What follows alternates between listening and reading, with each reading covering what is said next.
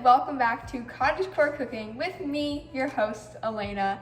Today is episode 5 of this series. If you want to go check the other ones out, I said that wrong. Go check them out. So today, as you already know from the title of this video, we're going to be trying to make a Trader Joe's freezer meal into a gourmet dish. And first of all, you're probably asking, why Trader Joe's? I love Trader Joe's. I eat their food constantly, pretty much every day. Going there is the highlight of my week. If you know me, you know I like Trader Joe's. Like, that is a personality trait of mine. What am I wearing right now? Oh, funny you ask. Trader Joe's flannel. I'm obsessed with Trader Joe's. You have no idea. I love this place so much. So how are we going to make this gourmet? Well, funny you ask that. I've done some research. So, what does gourmet mean? Well, from Wikipedia, gourmet is a cultural idea associated with the culinary arts of fine food and drink, characterized by refined, even elaborate presentations and preparations of aesthetically balanced meals. Now, what can you get from this definition? Well, first of all, a cultural idea. You know what that means? It's a social construct. So, technically, it can be whatever we want. So that was the definition, but let's look farther into the assets of what gourmet means. Gourmet is food made from ingredients of the highest quality and flavor. Now, realistically, I don't really have access to those things. Sometimes it uses bare ingredients, and most of the time it uses an elaborate preparation and very careful and conscientious cooking, that sort of thing. Someone who is making gourmet food should be very cautious about how they make it. Now, here's the thing. I'm not very cautious about how I make food, if you've seen my other videos. So this will certainly be a challenge for me. It certainly will be. Realistically, is this going to be gourmet? Probably not. So technically, we're just making Trader Joe's food homemade. But also technically, a gourmet has two other definitions. One is it can be a quality of kitchen, and two, it can be a type of person. A gourmet is an appreciator of food. They explore the history and anthropology of a food. They eat food slowly, they take care in preparing their food, and you know what? I can be a gourmet. So today we are making Trader Joe's food from scratch by a gourmet. So technically I clickbaited you. Hashtag sorry for the clickbait. Okay, I've been talking for like 10 minutes now, so you probably want to know what we're making today. So in today's video, we're going to be making a gourmet version of Trader Joe's sweet potato gnocchi with butter and sage sauce. And this is a freezer meal that I eat pretty often. I'd say maybe once every 1.5 weeks, once every 2 weeks. It's pretty good, I like it. Also, it's pronounced gnocchi. If you say gnocchi,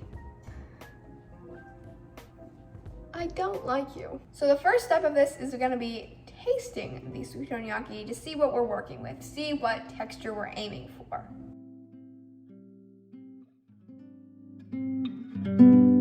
First, we should investigate what we're working with. The ingredients in this are sweet potatoes, wheat flour, potatoes, water, butter, milk, eggs, sunflower seed oil, grana padano cheese, sugar, salt, and sage. So there's a few ingredients I can tell that we can just cross off right off the bat. Number 1, we are not going to be using eggs. And number 2, we're not going to be using milk. And number 3, we're probably not going to be using sugar. All right, I have prepared it. Let's give it a little taste.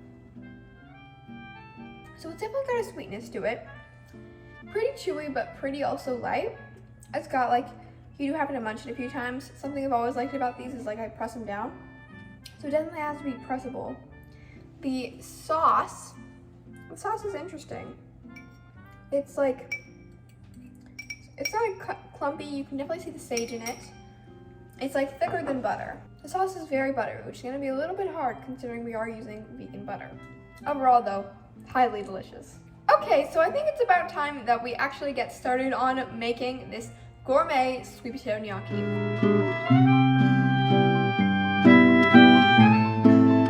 The first step is going to be to cook the potatoes, and these take about an hour to cook, so I already made them. Today I'm using 2.5 medium sweet potatoes and 1 russet potato, and that will give us the white potato and the sweet potato in a good combination.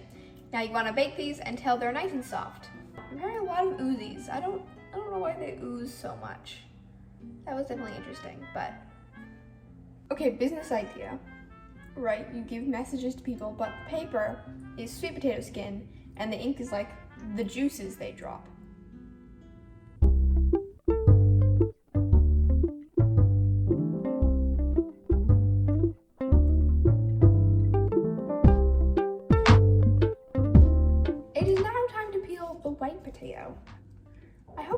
cooked. It has like thicker skin, so I couldn't, oh, tastes pretty close.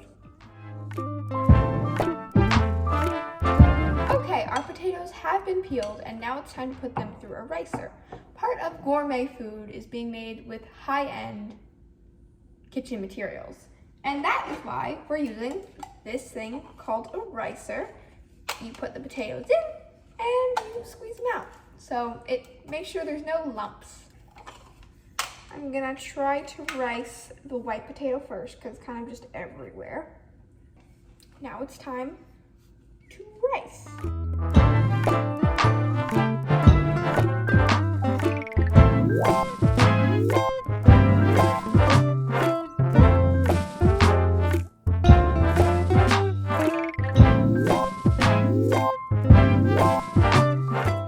It's really important that the potatoes are nice and smooth, otherwise the gnocchi won't be smooth, obviously. Okay, it's nice and mashed up. I think I'm gonna put it in a bigger bowl though, because I'm running out of space. An important asset of gourmet food is that they have a diverse palate, and that is why we'll be adding cinnamon to the sweet potato gnocchi today. So we're gonna take a half teaspoon of this. Next, we're adding 2 teaspoons of salt. Okay, it's now time to add the flour, and the important thing to know about this is that since potatoes come in so many sizes and different textures and moistures, the amount of flour you're adding to each gnocchi is going to be pretty different. So the recipe for this, which by the way is from Rabbits and Wolves, calls for 2.5 cups of flour, but we're probably going to need to add more of that.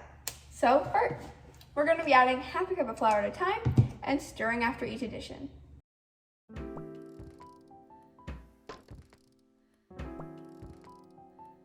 So here's our first half cup of flour. It's important to mix it as little as possible because you want to keep that fluffiness and not make it too dense. It's beginning to get pretty hard to stir with a spoon, which means it's almost time to start kneading with my hands. Honestly, not really looking forward to that, but you gotta do what you gotta do. I think this might be our last half cup of flour. Whew, a little bit of a workout here. Going in with our hands. Oh my God, it's so sticky. More flour goes in. I'm trying not to knead this too much, but it's really hard to like not knead it too much, you know? Is sweet potato bread a thing? Because I feel like that would taste delicious. Okay, to avoid adding too much flour and kneading it too long, we're gonna let that sit for 20 minutes so that the flour can absorb the moisture and it's not so sticky. So it's been about 20 minutes and our gnocchi has rested.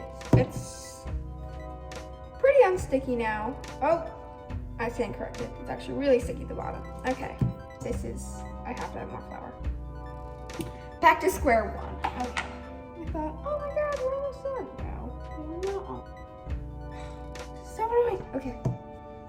The part where I don't need this too much is kind of flying out the window, is the thing. So that's great. Okay, is it super not sticky? Not really, but I've added a lot of flour and I've kneaded it for probably too long, so I'm just gonna stop there. Next, we're gonna put that ball onto a floured surface so we can start making the actual gnocchi. Well flour my surface, because as we've established, my gnocchi is a little bit, very much kind of pretty sticky. Gnocchi. It is. Oh God. This is gonna go badly, I can already tell. Everywhere you look, everywhere you look. So now we're gonna cut this dough into 4 different sections. So, oh shoot. Just go. Now we're gonna add more flour to this one. And I should have read the instructions ahead of time, so I'm gonna go check. It said to add as much flour I need. Now I'm going to roll this into a log. Very cute and very quirky. The texture of this is actually pretty fun to play with. Like, I feel like if you made like this into like Play-Doh, like I would totally play with that. Roll, roll, roll the log gently on the cutting board. Merrily, merrily, merrily, merrily. Okay, now we're gonna cut this into 1-inch nuggets. And after cutting these, here they are. After cutting this, if you have a gnocchi roller, I have one. I'm not going to use it because I'm trying to replicate the Trader Joe's style. But theoretically, if you had one, you could use it, or you could also use a fork to get that signature gnocchi crimp. I will meet you guys when all of the gnocchi is cut, and yeah. Okay, the gnocchi has been cut. There's quite a lot of it, but the plan is we're going to boil the water, obviously, put salt in the water, gnocchi goes in, it cooks for about 2 to 3 minutes until it rises to the top. We take it out, put it in a colander so it can drain, and after that we're gonna make the sauce, put it in, and I'll meet back up with you then.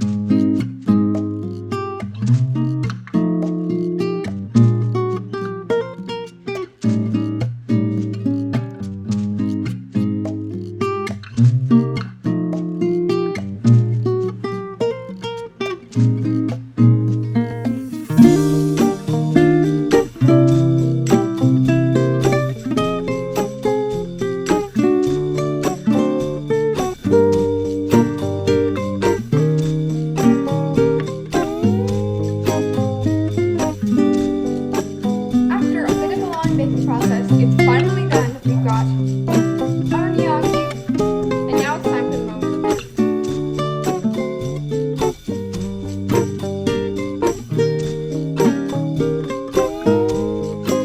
So first, I'm going to once again taste our original Trader Joe's freezer meal gnocchi. Now it's time to taste the gourmet sweet potato gnocchi. That it's very different. This is way chewy. I think I probably needed it for too long, but it's also homemade, so it's kind of expected. It's very chewy, but the sauce on this, man, it's not like the sauce on that, but it is absolutely delicious. So good. It's a brown butter sage sauce. In terms of shape, I think mine are a lot more organically shaped, so maybe we could say that's gourmet, because I feel like maybe it's more aesthetic that they're like different sizes. They kind of remind me of chicken nuggets. No, we cannot call this shape gourmet. No, we can. It's unique and original. Gourmet means unique and original, and I think that perhaps we have more gourmet shapes with these. In terms of sauce, I don't know if I can compare it because they ended up having pretty different sauces. Texture, we honestly did not revamp the other original one. It has a completely different texture. So, would I say I succeeded at this challenge of making gourmet Trader Joe's sweet potato gnocchi? No, because I wouldn't say my version is gourmet. It's delicious and it's homemade, but it's not quite gourmet. It doesn't mimic the texture of the original one quite as well as I'd want it to. But overall, very delicious, and I'm pretty proud of myself because I got through that whole thing. And yeah, I highly recommend this recipe. It was actually pretty easy, minus like the kneading part. Maybe I'll try this challenge again, but with like a different Trader Joe's food, so I guess that would be fun to do. But thank you for watching, and